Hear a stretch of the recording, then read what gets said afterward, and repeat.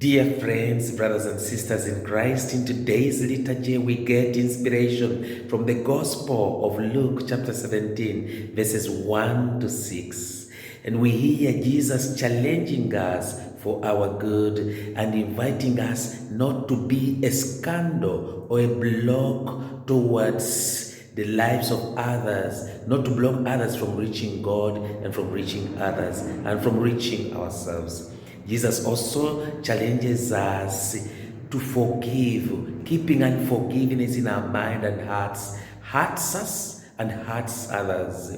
And thirdly, Jesus challenges us to increase our faith, that we are invited to be people of faith. And that's why we hear the invitation and prayer, Lord, increase our faith, our trust in you, in others, in ourselves. Dear friends, highlighting the first part of the gospel, any disciple of Christ like you and me must not be the cause of scandal, must not be the block.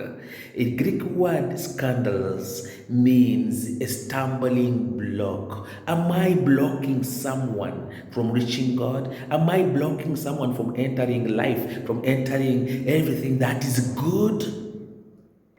Are my words and actions influencing others to do bad, wicked things, or they are inspiring others to be good and to live a good, building, life-giving life to others?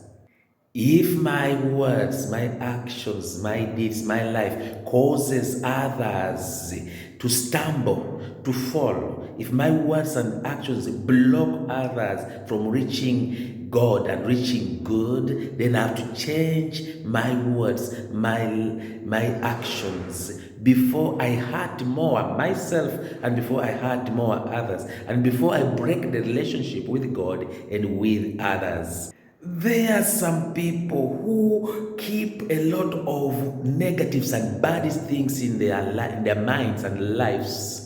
And all they do as they wake up, as they walk, as they go to sleep, is to think about that one who did that, the other one who is bad, the other one who is bad, as if they themselves are good.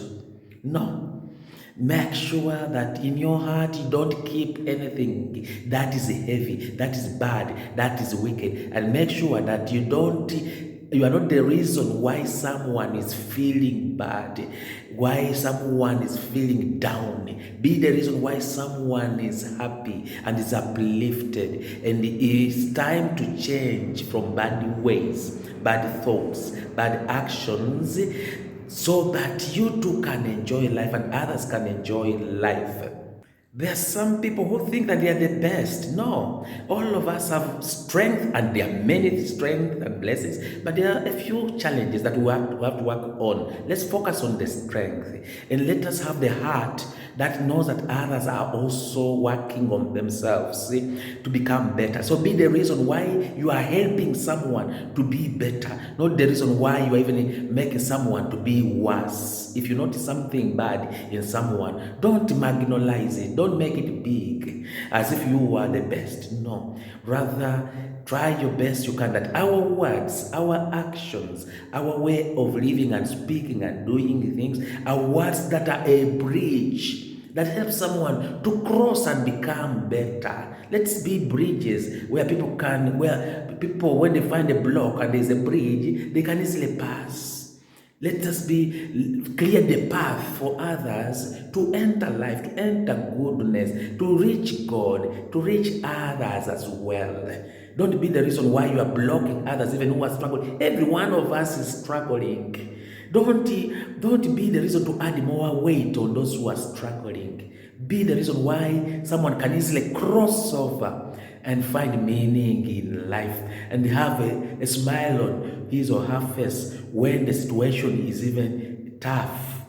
Yes, of course, in life we will find many situations, many blocks in life. Some of them we don't even plan them. They come and block. Be sure that you are not the block. And when we find these blocks, my brother, my sister, let's help each other to remove these blocks that lie on our path of life, to make life easier. The blocks could be even unforgiveness, which is the theme that we are going to talk about now. The block could be the bad words, the bad actions, the bad thoughts that I always keep building instead of only keeping good thoughts in my mind and my heart.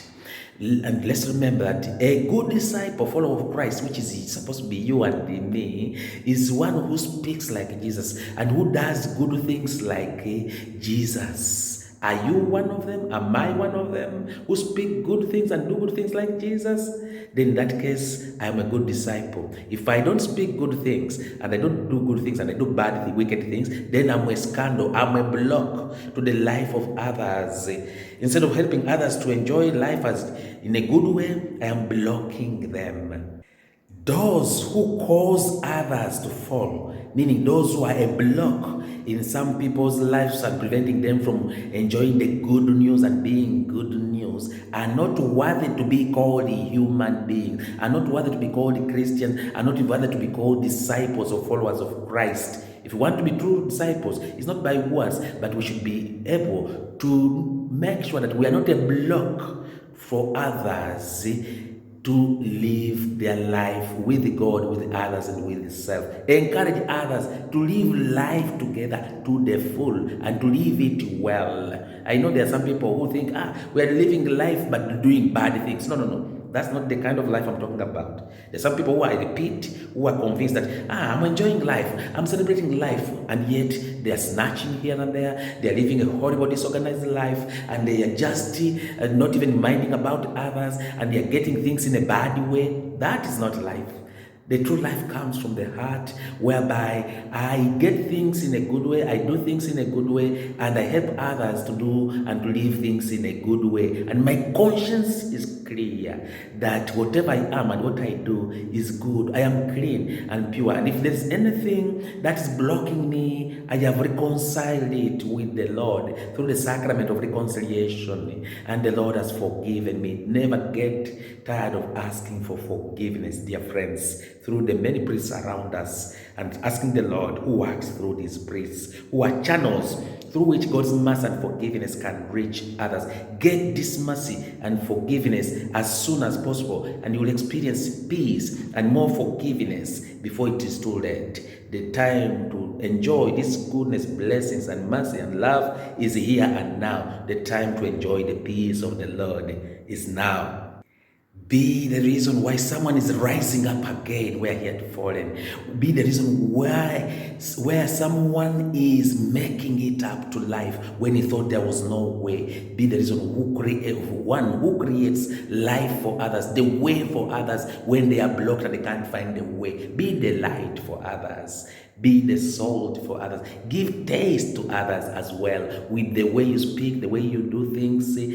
Be the light. Show the way. Don't block the way. Show the way to God. Show the way to others, because God works in others through you, through me. Let your life, let my life be a life that builds and inspires others. That when people look at you and me, they feel inspired and there is a reason to continue in life even when they are faced with problems and challenges. We are challenged not to lead people away from God, but to God. And we are challenged to watch so that our words and our actions are of a good example to others, not a bad example that kills us and kills others. Never be a bad example, a bad influence to others. Be a good inspiration to others. And in the second part of the gospel, Jesus gives a practical advice on forgiveness or unforgiveness. And he says, if a person wrongs you, have the courage always to correct him, because if you don't correct him, that's a sin of omission. Correct him so that he becomes good and enjoy good, and you will also enjoy good. I know some people are not easy to approach. That's why we have to find the right way, the right manner, the right tone, simply to pour out, with respect to that person, telling him or her what we feel. In that case, I free myself.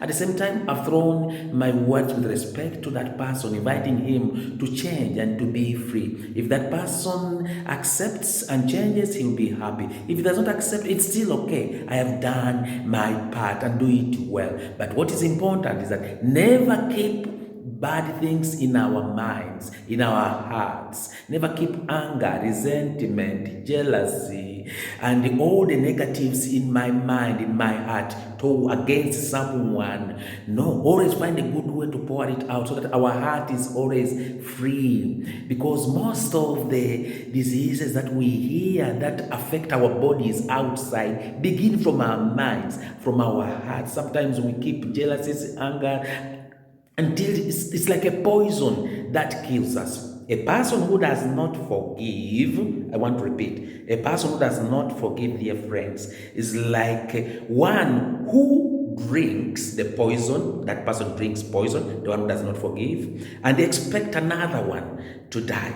Meaning the poison of unforgiveness that he drinks, of jealousy, of anger, of bitterness, this poison eats him up. And every day he looks at this one whom he has not even told about what has happened, and he begins grumbling inside, and this poison is killing him inside, and it's affecting his way of living. And yet we're supposed to live free. This person needs to pour out in a good way and share with the other person whom is angry about. And that's how we heal the realities. To dialogue openly, freely, without forcing my idea to the other person, and while giving time also to the other person to change. He may change immediately, thank God. He may not change immediately, it's okay, but you have done your part well to correct that person. And if you are corrected, please don't feel bad. Don't make the one who has corrected you feel bad, because next time will not correct you, and then you'll end up saying, nobody told me. No, encourage and thank that person who has corrected you, because he has done that for the good. Of course, before you correct someone, think about it, pray about it, find the right way, the right tone, the right manner of correcting, and just simply say it without forcing your idea. Give time. People need time in order to learn from their mistakes. But correct. And if you are corrected, don't feel bad. Don't feel bad. And after all this, the disciples said, Lord, now increase our faith. This is the disciples' prayer, and it's our prayer. Lord, increase our faith, our trust in you, our entrustment in you, and trusting our whole lives and our thoughts, our good things, our challenges into your hands. Increase our faith, knowing that you are the one who is working out everything for our good. And the Lord answers, defining faith as believing, trusting, and trusting everything to God and to others before you can see, or believing even when you can't see things immediately. And that is faith. Many of us are fond of the saying, seeing is believing, or meaning, let me see first, then I believe. But the Lord says, believe first, and you see the great wonders that God has done in your life. Just do the best you can in every situation humanly possible, and believe and trust and throw everything in God's hands, and you'll see how God is operating in us. But first, do your best and believe and trust that God is working out even more than we can imagine. Lord, help us not to be a block, but be a good example to all the people. Lord, help us to forgive without getting tired. And Lord, increase our faith as we do the best we can. May we entrust everything in your hands, because we know your plans are better for us. Blessings from Jerusalem, dear friends.